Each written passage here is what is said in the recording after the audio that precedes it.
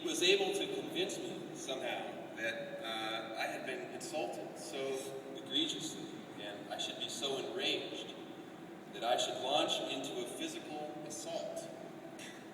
On him? No. On her. That is the power of subtle persuasion. And to this day, nobody can figure out what she allegedly did to deserve that. And I'm sorry about that. But there's another example. There's a saying, Mark Twain, clothes make the man.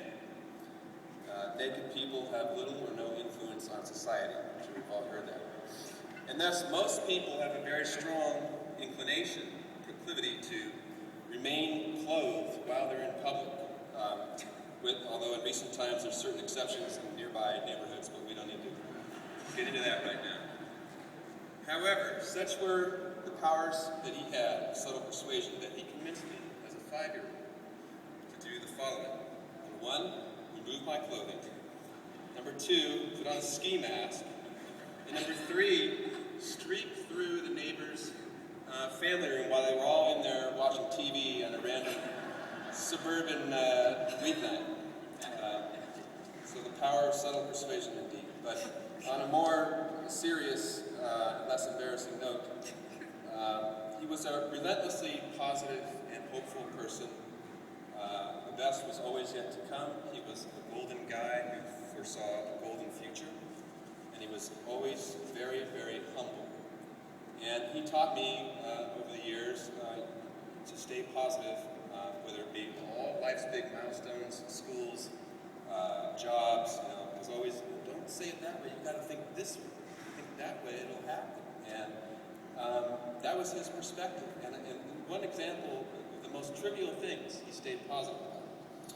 These registration stickers or car decals, you only get one shot at those things. If you stick it on there, if you mess it up, forget it.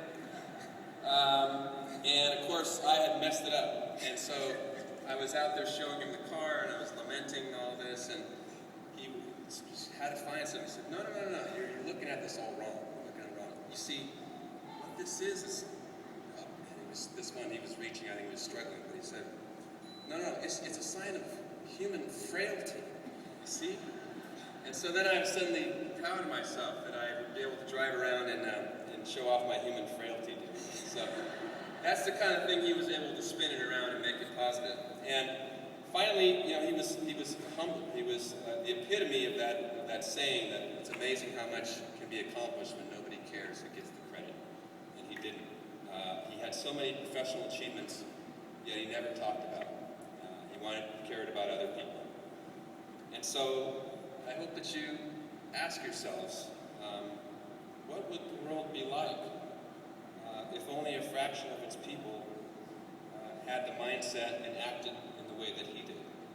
Stay positive, be humble, do it right. And he definitely did it right.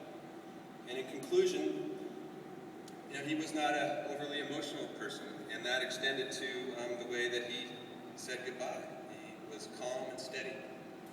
And it was always just shake hands, see you next time, no matter where he was going, when he would come back. And that's the way we left it in May of this year, the last time I saw him. And so, now that it is time to say goodbye, I don't see any reason to deviate from that custom. So my big brother, my best friend,